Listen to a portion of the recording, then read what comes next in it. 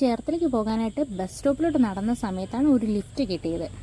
Lift ചാടി കയറി നേരെ ബസ്സിന് വട്ടം വെച്ചിട്ട് ബസ് ചാടി കയറി ചേർത്തല എത്തിയപ്പോഴത്തേക്ക് ചെറിയ പൊടിമഴയൊക്കെ ഉണ്ട്.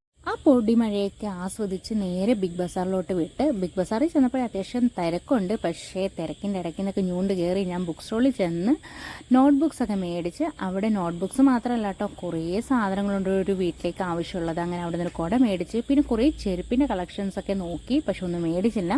പിന്നെ അവിടെ നിന്ന് ഇറങ്ങി ഞങ്ങൾ വേറൊരു ഷോപ്പിൽ ചെന്ന് അവിടെ നിന്ന് ടിഫിൻ ടർക്കിയൊക്കെ മേടിച്ച് പിന്നെ ജീൻസൊക്കെ നോക്കണമായിരുന്നു. അങ്ങനെ ജീൻസൊക്കെ നോക്കി പിന്നെ അതിൻ്റെ അപ്പുറത്ത് വേറൊരു ഷോപ്പും കൂടെ ഉണ്ടായിരുന്നു. അവിടെ ചെന്നിട്ട് 2-3 ലേഡീസ് ടോപ്പൊക്കെ മേടിച്ച് അത്യാവശ്യം നല്ല എനിക്കിഷ്ടപ്പെട്ടൊരു ഷോപ്പായിട്ട് നല്ല കളക്ഷൻസൊക്കെ ഉണ്ട്. പിന്നെ അവിടെ നിന്ന് നേരെ പോയത് ബേക്കറിയിലേക്കാണ്.